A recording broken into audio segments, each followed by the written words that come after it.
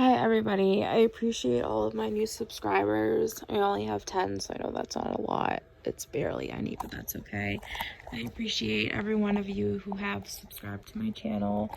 And I'm still gonna remain anonymous for personal reasons at the moment. But I've been getting some questions and people want to know if I'm okay, how I'm doing, and some updates. So I'm just gonna make this short little video explaining like what's happened and things like that. So I don't even know where to start because there's a lot going on in my life right now.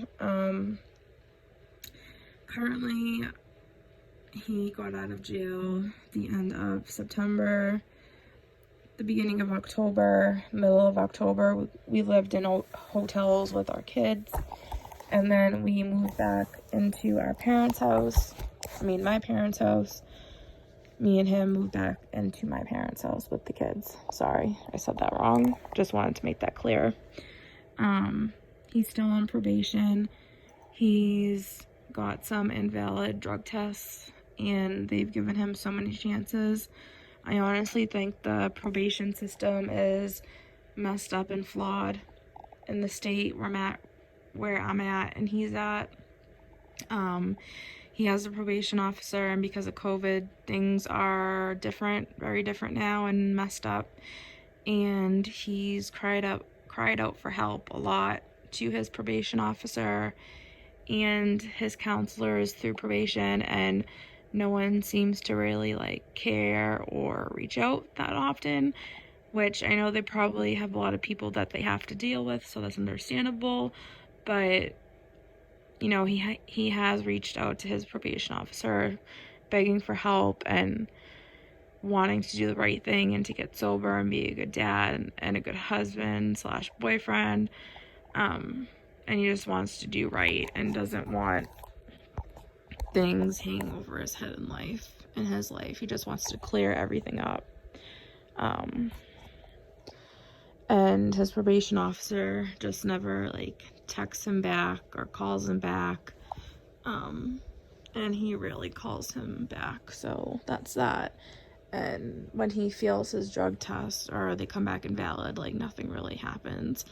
He does have OCC classes twice a week, which he goes to, so that's good. I feel like the OCC classes are like AA classes, which is really good because he has a drinking problem and he's a narcissist.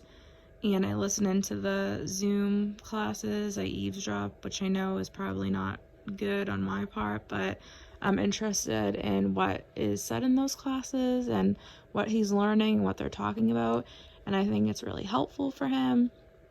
And I hope he takes stuff from those classes and learns, and it actually sticks with him, and he can use the techniques that they teach him in those classes in the future. Right now he's not living with me anymore at my parents' house. He's at a sober house. There was a period where he got kicked out of the sober house and he lived somewhere different, and they just recently let him back in. From now on, he just has to keep giving negative drug tests and he can keep living at the sober house. But right now we're currently fighting and our relationship is going down the drain. In my personal opinion, he just has a lot of mental health issues that are undiagnosed. He hasn't seen a therapist or a psychiatrist ever, and I highly recommend that he should, but I can't force him to. He has a drinking problem, he has a substance abuse problem. He doesn't shoot heroin or anything like that. It's a Suboxone dependence problem that he has. And he just needs a lot of help in so many areas in his life. And he's a full-blown narcissist, and it's awful. He's the one who would drink every single day in the past. He would get fireball nips. He would work all day in construction and then come home and want to go to the store and get fireball, and then we would come home and then he would want to leave again and take the car keys and get more fireball, and then he would come home drunk, and then he would fight with me while the kids were sleeping. Sometimes they would be awake, And when we fight, I just like sit here and don't respond to him, and I go gray rock, and it makes him even more mad sometimes. Sometimes I bite back and argue back, which doesn't help the situation at all. And sometimes reactive abuse comes into play because he pushes me so much to like my limit where I just snap, and it's awful. There was an incident before Christmas where we bought a real Christmas tree as a family, which was a really good memory, and we decorated it, and we bought all new ornaments that are like personalized for our family. And one night he was drinking and really drunk, and he smashed the Christmas tree to the ground, and all the ornaments broke, and the tree broke, and there was like pine cone things everywhere and water everywhere, and it was just awful. And I had to get my mom involved, and it was just not good. And then there was another incident where December 21st, we had an appointment, which was an hour away, to get Christmas pictures done, and of course he was drinking that night. I was obviously driving because I would never let him drink and drive with the kids over my dead body. That would never happen or fly with me. And we took the pictures. I could just tell, like, as the night was going on, he was getting more and more drunk, and his personality was changing more and more, and he was getting more and more angrier, and I could just tell it was going down south. It went to the point where we have a checking account, and he works, and whenever he works, he gets paid cash, and that cash goes into my checking account, and he has access to my debit account. He has access to my debit card, and I give him money whenever he wants it. It's our money, he says, when we're fine, but when we're fighting, it's his money. Typical narcissist move. But the night when we were fighting and he was drunk, he wanted his money out of the ATM, and it's like always this cycle, like where he drinks and we fight, and then he like puts money into it, saying that he wants his money, and then he's leaving. And when that happened, we were in the car, and I locked my debit card so he couldn't take out all the money, because I need that money to support our 2 kids and myself and him. And I know that the next day he's just gonna wake up sober and we're gonna be fine. And all I wanted to do that night was to just get home with the kids, and he just kept arguing and didn't want to go home. And whenever I would drive towards my house, he would like snap and flip out. And the baby was screaming for a bottle, and she was really upset, and it was just a mess. And I was forced to call the police on him. He got arrested that night, and somehow he got a $40 bail. And that night he got another DCF neglect charge, like 2 neglect charges against him. I didn't get any neglect charges on me that night, because I called the cops on him, and I made it clear to the cops that like I'm protecting my children, and I'm putting my children's safety first, and he needs help, and he needs to go to detox, and he needs to fix his mental health, and he needs to just like fix his life. And that's why I made the call, because I felt like I had nowhere to turn, and like he just like would not let me go home. Like every time I like drove near my house, he would just like flip out and snap and got scary, and like just would not let us go home. It was awful. That was like a really traumatizing night for me and everyone. And right now he's currently at a sober house. He's sober. He sees his daughter, but right now we're at a point where we think we're gonna break up, I think, because things are just not going well at all. And I'm just at the point where I'm like done, and we've been together for over a year, and I don't think I can do this for like 10 plus years. I think it's just insanity. He just has a lot of issues that he needs to work out, and a lot of things that he needs to fix in his life, and he just brings me down. I mean, before I met him, you know, I was sober off of heroin. What happened was, this is going to be a long video, but what happened was, I got pregnant with my son, and right when I found out I was pregnant with him, I saw a doctor, And my doctor told me I had to go on Suboxone, which is a medication that helps you through the heroin withdrawals. And if I didn't go on that medication, I could have a miscarriage. So I followed my doctor's advice and I went on the Suboxone prescribed by a doctor. And in the state of Massachusetts, it's like a law that if you're on an opioid, DCF has to get involved. It's just a law. Even if you're a great mom and you're doing everything right and you're taking medicine, the medicine as prescribed by the doctor, like they still have to like investigate. It's just the law where I live. So that happened, and I actually loved my social worker. I understand DCF and how they want to help families out. And, you know, I complied with her. I was really close with her. She actually encouraged me to go back to work and to put my son into daycare. She gave me daycare vouchers so he could go to daycare for free, and I could go work and make money and be social and be happy again. I loved her. She was wicked nice. And she kept the case open for 2 years, which is like the longest she could keep it open. And it was only because I wanted the daycare vouchers for my son. And eventually she had to close it, so she closed it. And then I met my boyfriend, soon to be ex-boyfriend, because at this point I feel like we're just like at the end of the road here. There's like no turning back. He's just like, tonight for some reason he's going crazy. But I don't want to get off topic. But anyways, I love my social worker. And she closed the case. And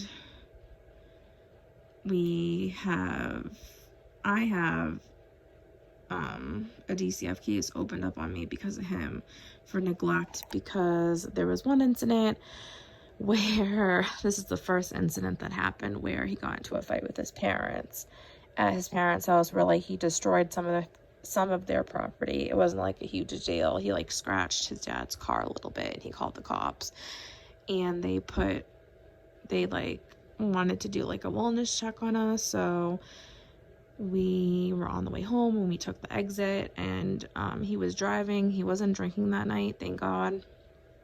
And I think he has like bipolar and mental issues, and he has like a lot of head injuries because he played sports in high school.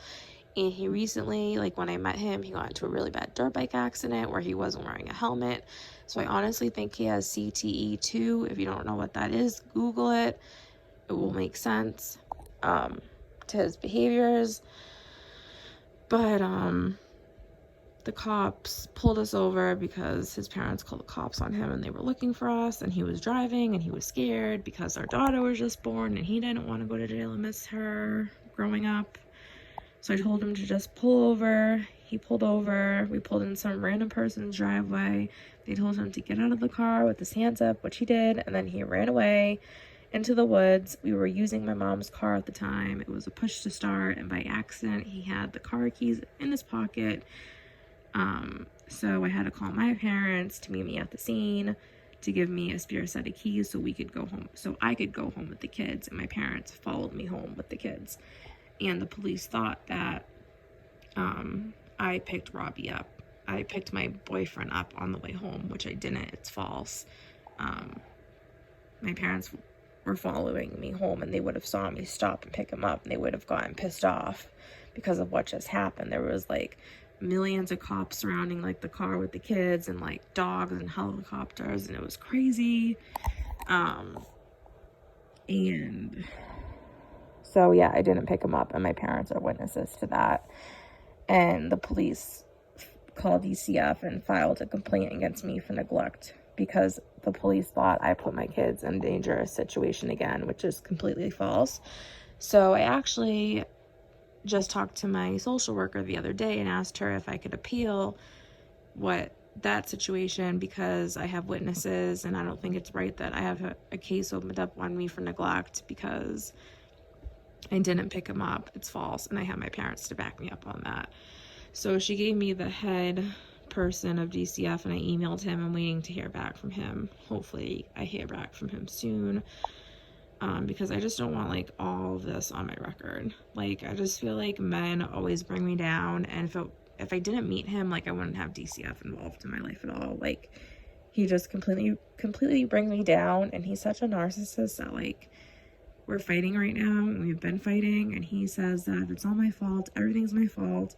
I'm such a bad mom. I do everything wrong, and I'm not a good mom to my son. I don't raise him the right way. We never eat dinner together as a family. I don't make him eat the right foods. He eats wicked bad foods. He just projects and gaslights and manipulates me and twists things onto me and makes me out to be the bad guy, when in reality it's him who's the bad guy. I mean, he's doing good now and he's sober. He's not drinking. I'll give him that. But he has a lot of mental health issues that he needs to take care of, and I just think we're at the end of the road, and I'm definitely done. Like, I can't do it anymore. It's exhausting. It's very draining, and it's just not worth it. Like, I will never pick a man over my kids. My kids always come first. I love them so much, more than anything in this world. I would die for them. I would do anything for my kids, and I would never pick a man over my kids. Ever. Period. Don't care.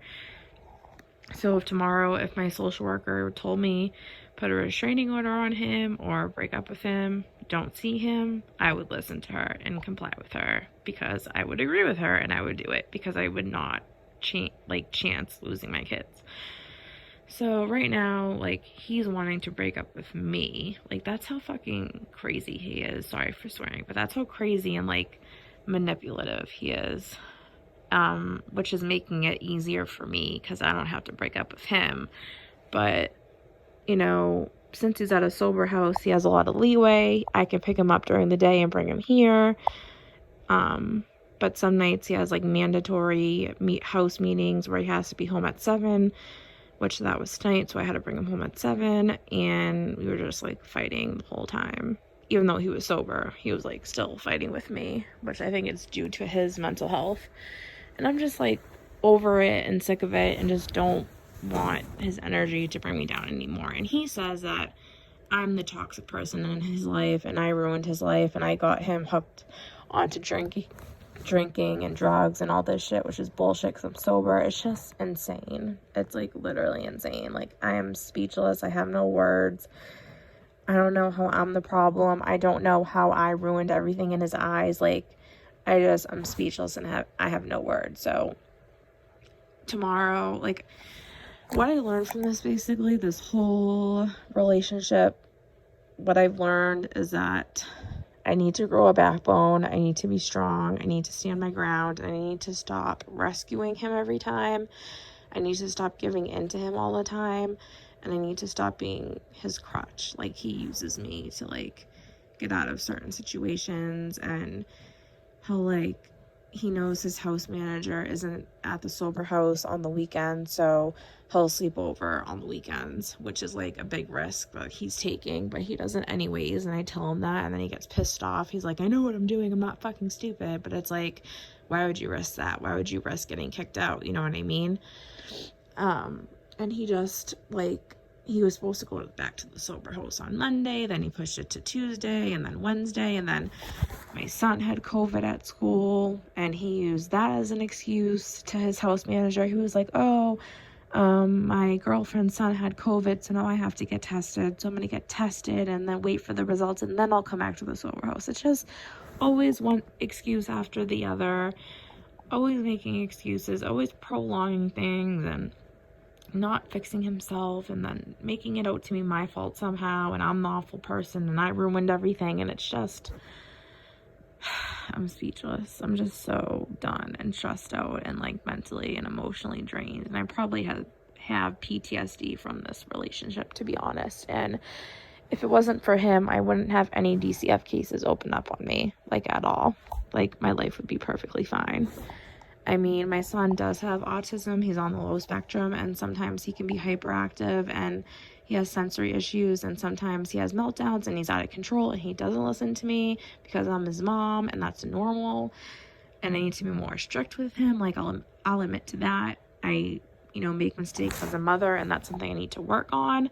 But, like, he shoves that in my face every day, and he's, like, the type of narcissist who's, like, a drill sergeant. But anyways, he's in a sober house.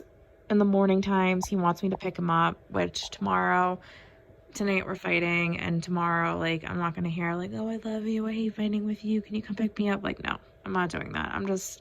He's breaking up with me, he's making it easy for me, so I'm just gonna, like, grow my backbone, stand my ground, not give in to him, and just not go back to him, and just stick to it, and just stop falling for his bullshit. Like, it's just like a never-ending cycle, like an abusive relationship, an emotionally abusive relationship. He's never put his hands on me, he's never hit me. It's just the emotional abusive cycle where it's like the love bombing, the discarding, and however it goes. And I'm over it and done with it. And this is a 20-minute video, so sorry about that, but that's where I'm at. Like, we're done. He's sober, at a sober house, and then the biggest lesson I learned is you have to grow a backbone, you have to stick to your ground, and you have to just not give in, and you just need to just stop. And I just need to stop and just stop giving in to him every single time. And that's what I learned, and that's what I'm going to stick to.